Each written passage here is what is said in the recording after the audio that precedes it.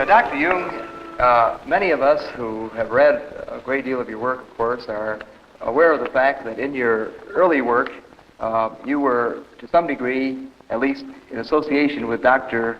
Sigmund Freud. And I know it would be of great interest to many of us to hear a little bit about how you happened to hear of Dr. Freud and how you happened to become involved with some of his work and ideas.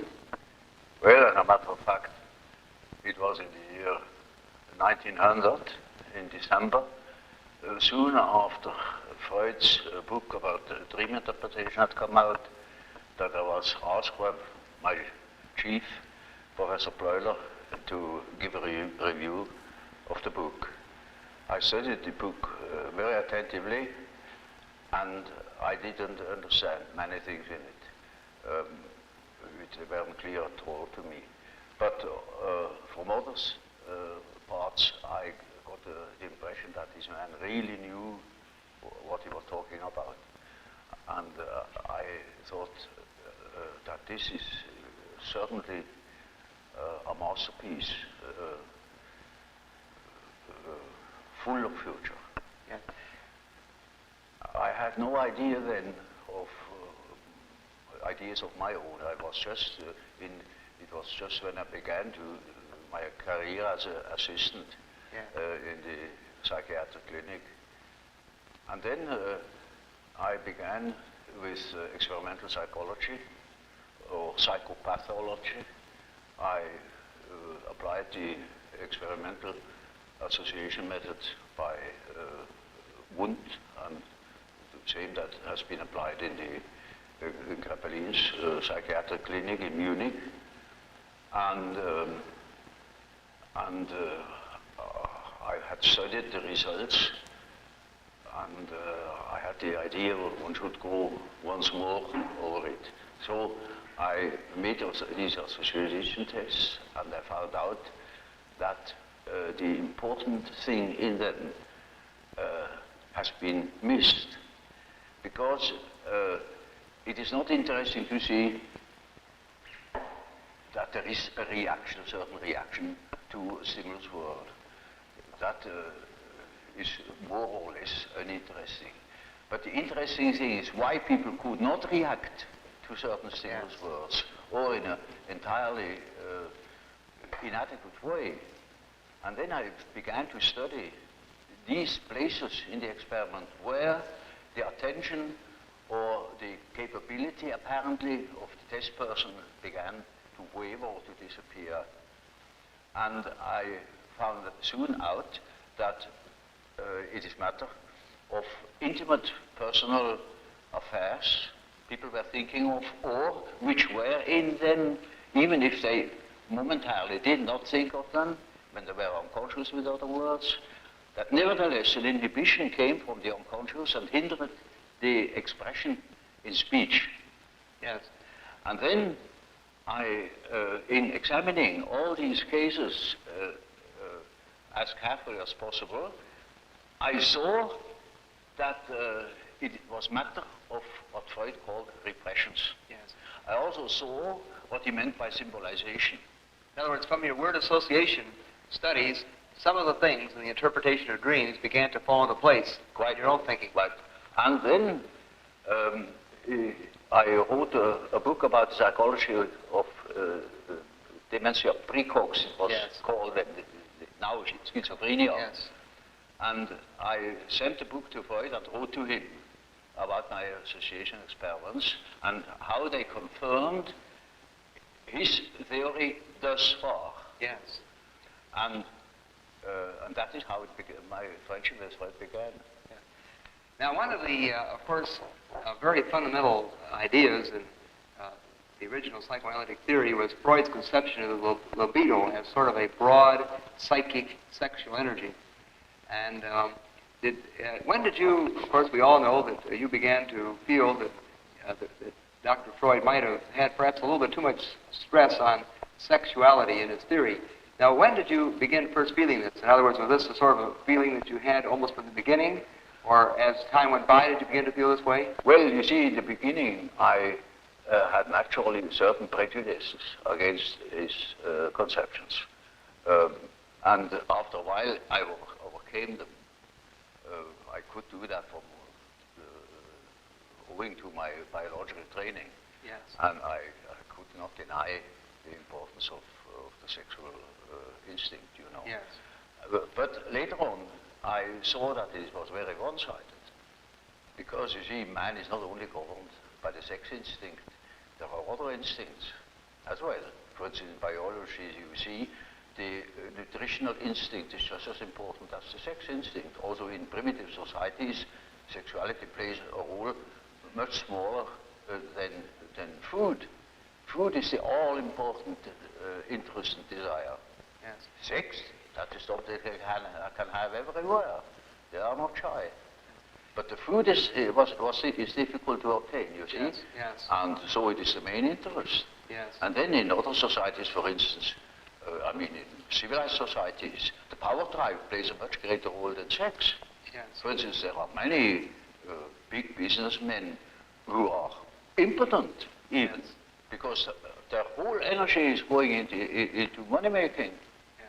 or dictating the laws to everybody else. Yes.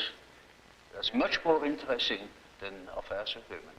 So, in a sense, as you began to look over Dr. Freud's emphasis on the sexual drive, you began to think in terms of other cultures and broader ideas, and it began to seem to you that this wasn't really an emphasis that was universal or sufficiently universal to be important. Is this the sort of thing? Well, you know, I couldn't help seeing it because I had studied Nietzsche. I knew the works of Nietzsche very well. He had been a professor at Bali University, you know, yes. and the air was full of talk about Nietzsche. Yes. And so naturally I had studied his works here, and there I saw an entirely different psychology, Yes. which was also psychology, perfectly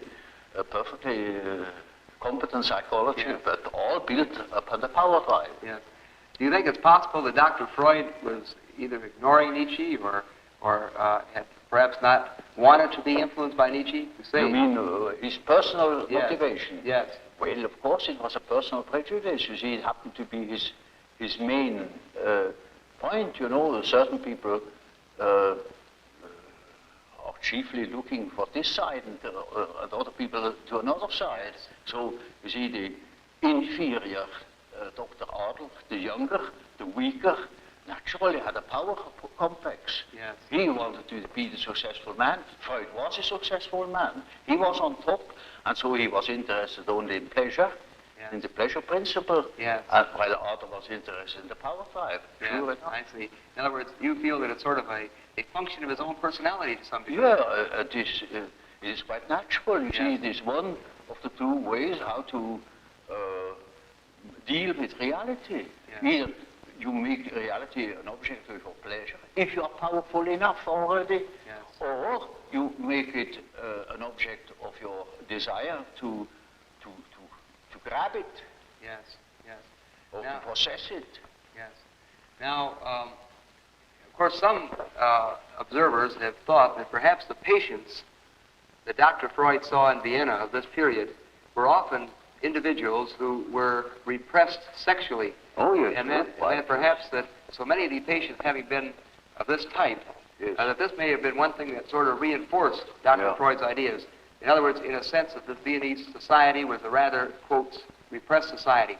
Now, would you think that this might have been a factor? Well, that is certainly so, that in the end of the Victorian age, there was a reaction going over the whole world against the taboos, the sex taboos, Yes, as one called yes, them. One didn't understand anymore properly why or why not.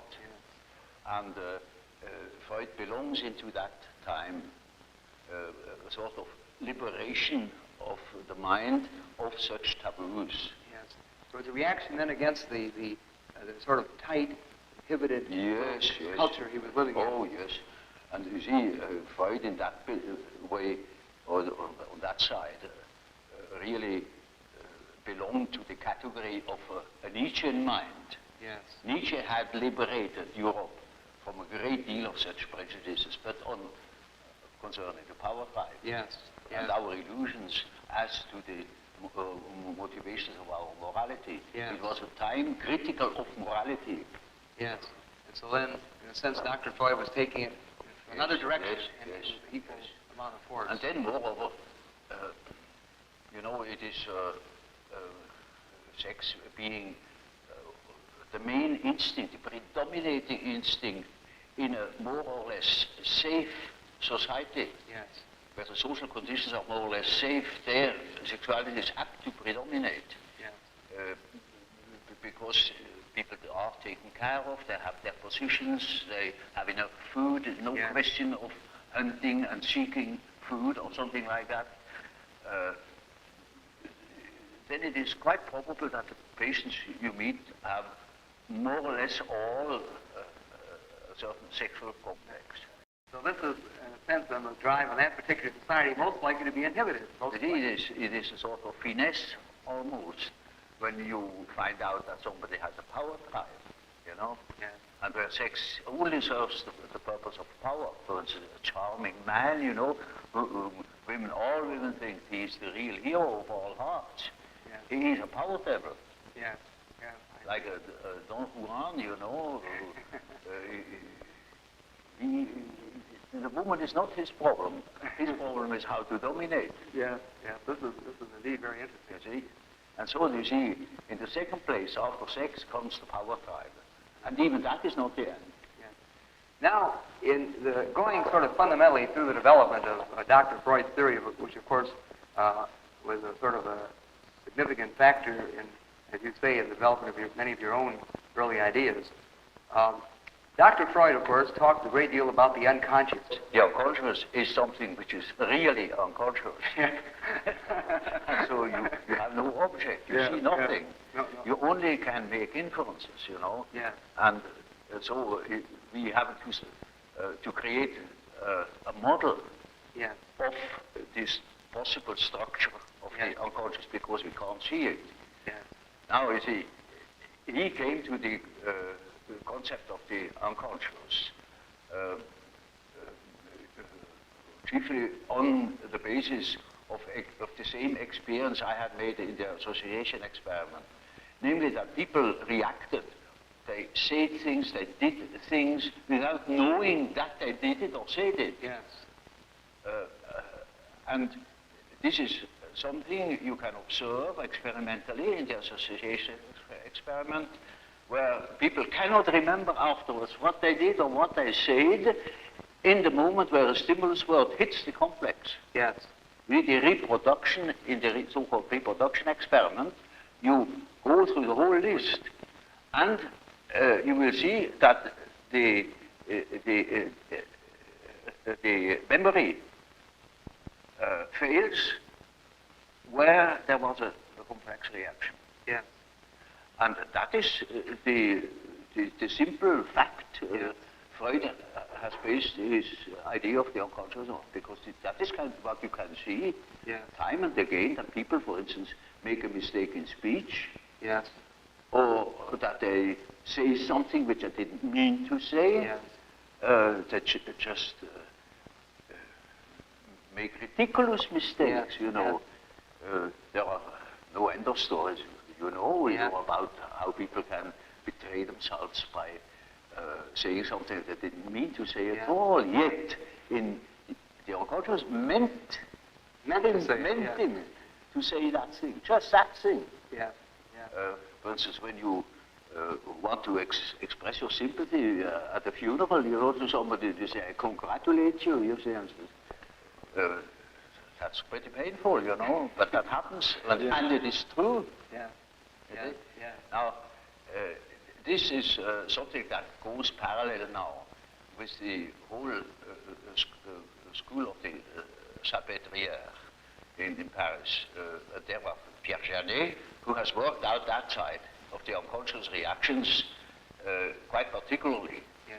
Now, Freud refers very little to Pierre Janet. Well, I have studied with Pierre Janet in Paris, and he has formed my ideas very much. He was a first-class observer, though he had no dynamic theory about no psychological theory. Yes. It was a sort of physiological theory Yes. of the unconscious phenomena as a so-called abaissement du niveau mental. Yes. That means a certain depotentiation of the tension of consciousness. Yes. It sinks below the level of consciousness and thus becomes unconscious. Yes. Now, that is Freud's view too. Yes. Only he says it sinks down because it is helped, it is repressed Yes. from above. Yes. Yes. Then that was my first point of difference with Freud. Yes. I say there are cases, in my observation, where there was no repression from above, but the thing itself withdrew. Yes. Those contents that became unconscious had withdrawn all by themselves. Yes. They were not repressed. Yes. On the contrary, Yes. they have a certain autonomy. There I discovered the concept of autonomy. Yes. And that these contents that disappear have the power to move independently from my will. Either they appear when I want to say something definite, they interfere and say and speak themselves instead of what I wanted to say. Yes. Or they make me do something which I didn't want to do at all. Or they withdraw in the moment where I want to use them. They suddenly disappear. And this is independent of any of the, you might say in a sense, of the pressures on the conscience as Freud would have Yeah, interpreted. there can be such cases, sure Yes, enough, yes. but beside them, there are also the cases that show that the unconscious contents acquire a certain independence.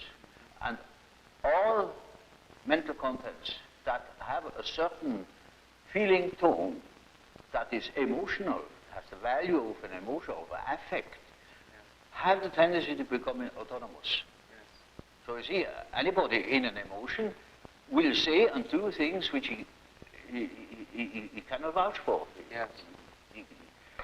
He must excuse himself because I was in a state, Yes. he was not corpus mentis. Yes. Now, in addition to, of course, the repression, or the fact that repressed material is present in the unconscious, of course, as I pointed out before, and as you mentioned briefly, Dr. Freud recognized that, in a sense, the individual was born entirely a victim of what he later called an id, or a total sort of unconscious, undeveloped, sort of a total animal organism. And he, I think it's not very easily seen where all these drives, all these instincts came from, as if there's some allusion to the fact that they are the result of phylogenetic inheritance, that they are carried over from previous developments. You see, nobody knows where instincts come from. Yeah. They are there, you find them. That is a story that has been played millions of years ago, Yes. Their Yes. sexuality has been invented, and I wasn't there, so I don't know how it has happened. Yeah. Feeding has been invented very much longer than even sex, and why and how it has been invented, I don't know. I haven't been there. So we don't know where that thing comes from. Yeah. And it's quite ridiculous, to speculate about such an impossibility. Yeah. So the question is only, where do those cases come from where instinct does not function? Yeah. That is something within our reach, Yeah. because we can study the cases where instinct does not function. Now, could you give us some rather specific examples of what you mean of cases where the instinct does not function? Oh, well, you see, instead of instinct, which is a habitual form of activity, Yes. you take any other form of habitual activity.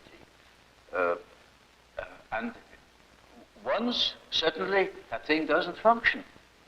For instance, take a singer Yes. who is absolutely controlling his voice. Yes. Suddenly he can't sing. Yes. Or any other, take a man who writes fluently, suddenly he makes a ridiculous mistake. There his habit doesn't function. Yeah. Or You see, when you ask me something, I'm supposed to be able to react to you. Certainly, I'm Bush Bear, but if you succeed to touch one of my complexes, you can see me that I'm absolutely perplexed. I'm deposited, Well, and words fail me. Yeah. Well, we haven't seen you very perplexed. We haven't seen you very perplexed yet, Dr. Look, for instance, at exam psychology, you know, a fellow who knows stuff quite well. The professor asks him, he cannot say a word. Yeah, a block. Yeah, no. A block. Now, going a little further, another part of Dr. Freud's theory, of course, which became very important, as we've already alluded to, was the idea of the conscious, that out of this sort of an unconscious, instinctual structure that the individual has, that out of this emerges as a result of this structure's, of course the word structure has to be put in quotation marks, as you point out, this is only a model, but as this structure comes in contact with reality of the world, out of it begins to emerge as a consciousness, a man's conception almost of himself. Now, Freud then, of course, called this structure the ego. Yes. Now, his ego then was really the product of reality, in a sense also perhaps the product of frustration as the individual developed. Now, you speak of the general psychological perception of the ego. Yes, yes.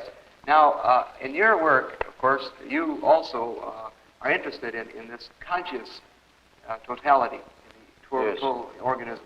Now, what about your conception of this conscious totality? Would you agree, for example, with the statement that this is something that emerges out of man's contact with reality? But that he has an ego at all? That is your question? Yes. Ah, well, you see, that's again such a case. I hadn't been there when it was invented. Although, you see, you can observe it to a certain extent with a child. Yeah. Because a child definitely begins in a state where there is no ego. Yes. And then about the 4th year or before, you know, about that time, the child develops a sense of ego, I myself. Yes. And that is, in the first place, a certain identity with the body. Yes. For instance, when you ask primitives, then they emphasize always the body.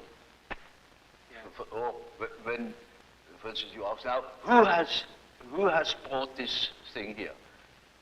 The Negro will say, I have brought it. Yes. No accent on the I. Yes. Simply brought it. Yes. And they say, but have you brought it? This is, Indio, Mimi. Yes, I myself. This thing here. This thing here. Yes. So the identity, you know, with the body is one of the first things which make an ego. It is the spatial separateness that induces apparently the concept of an ego. And then, of course, a lot of other things. Later on, it is mental differences, personal differences of all sorts, etc. Yes. You see, the ego is continuously building up. It is not a finished product, never. Yes, It builds up. You see, no year passes where you do not discover a new little aspect in which you are more ego than you thought. Yes, yes. Of course, one of the central parts of the so-called psychosexual development in the more or less orthodox psychoanalytic theory is the so-called Oedipus complex. Yes, I believe the term complex was yours originally. Well, that is just what I call an archetype. That Yes. is the first archetype Freud has discovered. The first and the only one. He thinks that this is the archetype. But of course, there are many such archetypes. You look at Greek mythology and you find any amount of them, or look at dreams and you'll find any amount of them. But incest is passive to him, that he even has chosen the term Oedipus complex, because that was one of the outstanding examples of an incest complex. Yes. And it is only the masculine form, mind you. because women have an incest complex too, but there it is not an Oedipus. Yes. Something else. Yes. Yes. So it is only the term for an archetypal way of behavior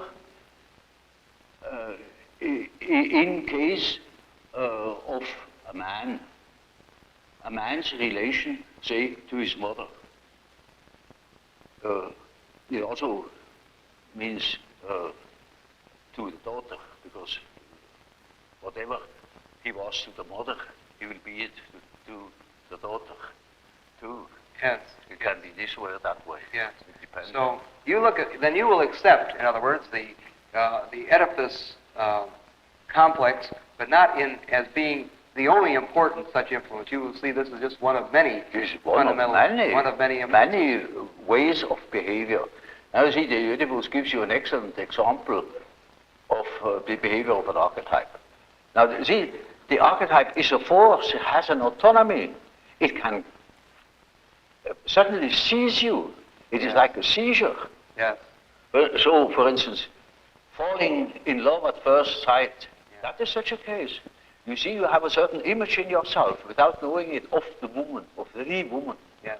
Now you see that girl, or at least a good imitation of your type, and instantly you get a seizure, and you're gone. And afterwards, you may discover that it was a hell of a mistake.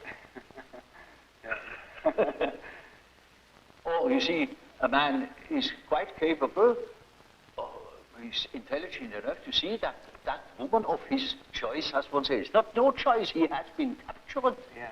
You know, he sees that she's no good at all, Yeah. that she's a hell of a business.